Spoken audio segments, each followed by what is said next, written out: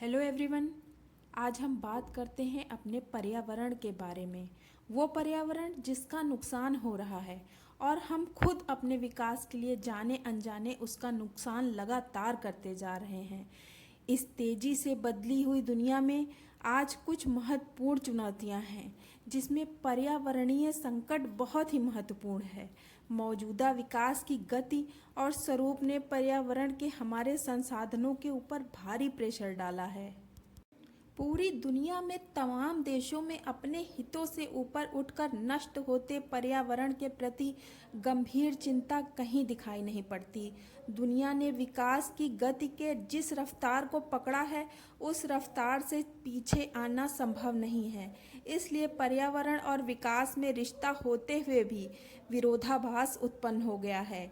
यहाँ तक कि हमारे निरंतर होते हुए विकास ने विकास के मायने को ही उलट कर रख दिया है और यह विकास हमारे पर्यावरण को दिन प्रतिदिन नुकसान पहुंचा रहा है।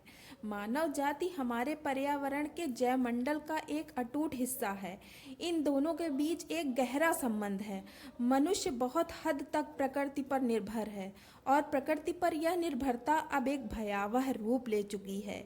यह निर्भरता अब सिर्फ आवश्यकताओं तक ही सीमित नहीं है, बल्कि मनुष्य के अंधाधुंध विकास से जुड़ गई है। विकास के इस दौर में दुनिया के सामने ग्लोबल वार्मिंग जैसी समस्या खड़ी हो गई है। पृथ्वी इतनी गर्म हो गई है जितनी पहले कभी नहीं थी। ग्लेशियर और ध्रुवों में लगातार बर्फ पिघल रही है।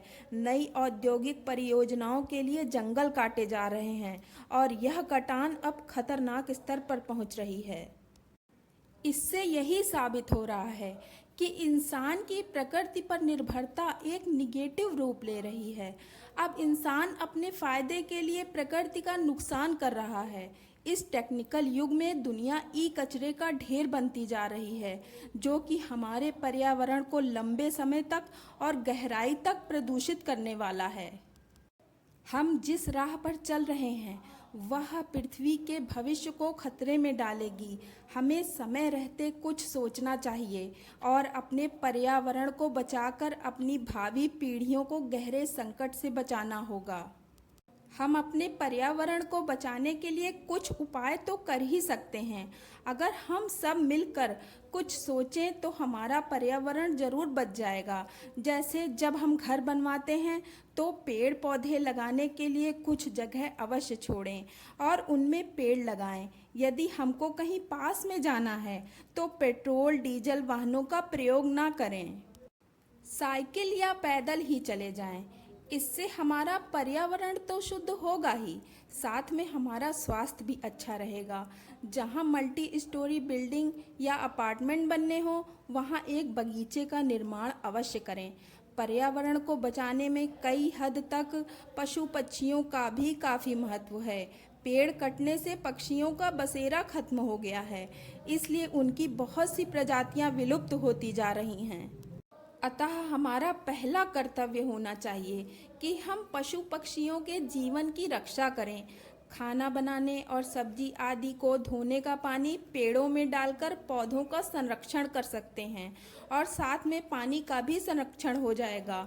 हमें पॉलीथीन का प्रयोग तो एकदम बंद करना होगा और उसकी जगह रद्दी पेपर और कपड़े से बने थैलों का प्रयोग करना होगा। जब हम प्रकृति की रक्षा करेंगे तो प्रकृति भी हमारी रक्षा अवश्य करेगी। अभी आप लोगों ने देखा होगा, जब लॉकडाउन था तब ना ही गाड़ियों का शोर था और ना ही कोई धुआं था, सब कुछ बंद था।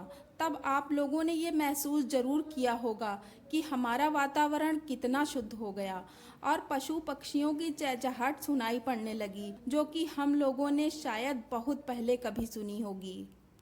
लॉकडाउन में न जाने कितने ऐसे पक्षी दिखाई पड़े जो कि न जाने कहाँ गायब हो गए थे।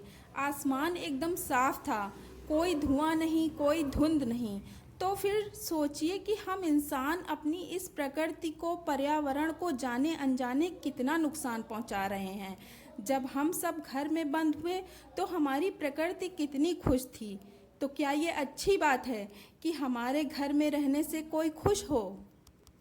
तो क्यों ना हम सब लोग मिलकर कुछ ऐसा करें कि हम सब काम भी करें, विकास भी करें और अपने पर्यावरण को नुकसान भी ना हो और हमारी प्रकृति हमारे होने से दुखी ना हो बल्कि खुश हो और हमारे साथ रहे हमेशा। आओ मिलकर बचाएं अपने इस पर्यावरण को, बहुत कुछ बचा है अभी बचाने को। आओ मिलकर कसम खाएं, अपनी धरती को हरित बनाएं, हम सब मिलकर पेड़ लगाएं, सारे जग को महकाएं। तो फ्रेंड्स, कैसा लगा मेरा ये दृष्टिकोण कमेंट करके ज़रूर बताइएगा और अच्छा लगा हो तो एक लाइक तो बनता ही है। वीडियो को शेयर ज़रूर कीजिए, चैनल को सब्सक्राइब करके बगल वाली घंटी को बजा दीजिए ताकि हम लोग फिर से मिल सकें।